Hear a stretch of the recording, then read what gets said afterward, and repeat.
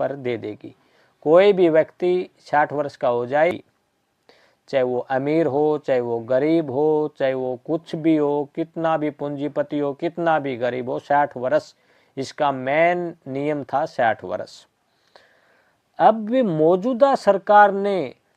क्या करने जा रही है मेरे तो समझ से बाहर है, और लोग सोए हुए हैं, आराम से बैठे हैं। ठीक है, जो भी करे, अच्छा करे, बुरा करे, लेकिन मैं तो सरकार से अपील करना चाहूँगा, सरकार से हाथ जोड़ के प्रार्थना कर रहा हूँ कि कम से कम ये भत्ता सम्मान था, बुढ़ापा पेंशन के साथ तो आप इनकम, अमीरी गरीबी के साथ पेंशन नहीं होती है, इसका अमीरी और गरीबी के साथ कोई लेन देन नहीं होता है, क्योंकि 60 वर्ष के बाद अमीर व्यक्ति भी वृद्धाश्रम में मिलेंगे आपको। ज़्यादातर अमीरों के ही बूढ़े माता पिता आपको वृद्ध आश्रम में जाकर के देखना, वहाँ पे उनकी क्या हालत है। इसी बेस के आधार पर इसको इनकम के साथ न जोड़ा जाए। फैमिली आईडी में इनकम 3 लाख हो जाए, उसके नाम ज़मीन हो, उसके नाम कुछ भी हो, गाड़ी ट्रैक्टर, अरे उसके काम के तो नहीं है वो, उसके पास कोई भी पैसा नहीं होना चाहिए, उसने पहले क्या कमाया है, फैमिली में कोई नौकरी नहीं होनी चाहिए, बेटा नौकरी लगा हुआ तो नहीं मिलेगी,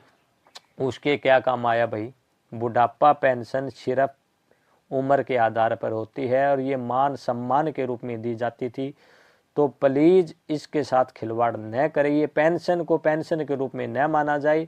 अगर आप इसमें भी अमीरी गरीबी देख रहे हो, फैमिली आईडी में इनकम देख रहे हो कि 3 लाख से ऊपर वालों की बुढ़ापा पेंशन काटने जा रही है सरकार अभी, तो मैं ये चाहूँगा कि पेंशन ही अगर इनकम के ऊपर है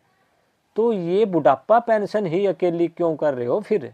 आप लोग जो एमएलए एमपी जितने सरकार के वो हैं ऑफिसर,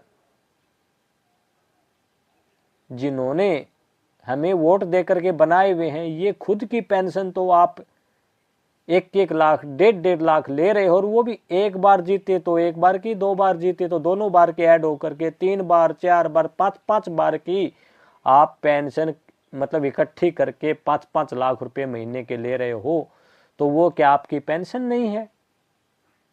तो मेरी यही गुजारिश है, पेंशन अगर काट रहे हो तो आपकी भी काटो। फिर आपकी इनकम 3 लाख से अगर ऊपर है तो आपकी भी पेंशन नहीं मिलनी चाहिए। जब बूढ़ों की आप पेंशन मान करके पेंशन को काट रहे हो